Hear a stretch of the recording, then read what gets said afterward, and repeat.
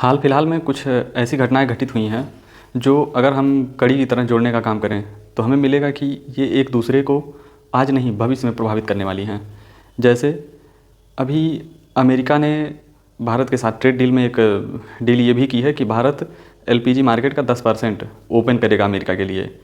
अब इसके बाद ये भी हो सकता है कि जो जेनेटिकली मॉडिफाइड फसलें होती हैं जीएम, जिस पर भारत ने सोयाबीन या ये जो हम लोग पॉपकॉर्न बोलते हैं, ये सब फसलें भारत में बिकनी शुरू हो जाएंगी।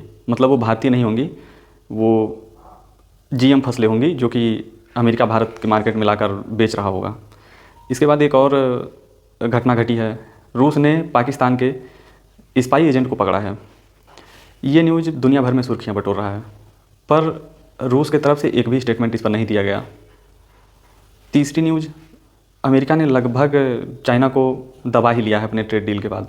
मतलब उनकी जो ट्रेड डील की बात चल रही है उसमें। एक चौथी बात ये भी है कि भारत ने अखंड प्रहार सैन्य युद्धाभ्यास किया है और 40,000 से ऊपर सैनिक लगभग नॉर्थ ईस्ट में भेजने का प्लान किया है, चूँकि तीन स्टेशन बनाए जाएंगे और हर स्टेशन आकार के हिसाब से 10,000 से 30,000 के बीच में सैनिक होते हैं, तो वो लगभग 40,000 हो ही जाएंगे। अब इन सभी कड़ियों को अगर हम जोड़ने का प्रयास करें, इसमें एक और घटना है बलूचिस्तान के नेता ने कहा है कि भारत हमें अगर हथियार मुहैया कराए और अफ़गानिस्तान में 2 एक और एयर बेस अगर कंट्रोल में ले पाए तो इसके बाद हम लगभग पाकिस्तान को नेस्ते नाबूद कर सकते हैं।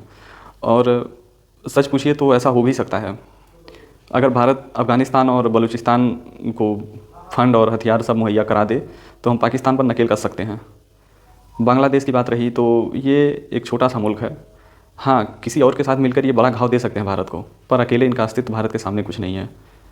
और बांग्लादेश को शून्य करना है तो पाकिस्तान को पहले शून्य करना होगा, जो कि हम बलूचिस्तान और अफ़गानिस्तान को हथियार देकर कर सकते हैं, क्योंकि बलूचिस्तान अभी पाकिस्तान से अलग भी होना चाहता है और अफ़गानिस्तान से तो फ़िलहाल अभी 10-15 दिन हुए मुश्किलन बॉर्डर पर लड़ाई भी हुई थी ठीक ठाक मात्रा में, न्यूज़ सुर्खियाँ भी बटोरा है खूब।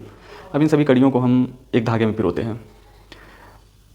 भारत का 10% एलपीजी मार्केट अमेरिका के लिए खुलना, सोयाबीन वगैरह जीएम जो कि जेनेटिकली मॉडिफाइड फसलें होती हैं, ये भी लग रहा है कि इनके लिए भी भारत मार्केट ओपन कर सकता है। और आगे का एक और रास्ता पाकिस्तान को लेकर रूस जो स्पाई एजेंट पकड़ा है चुप है।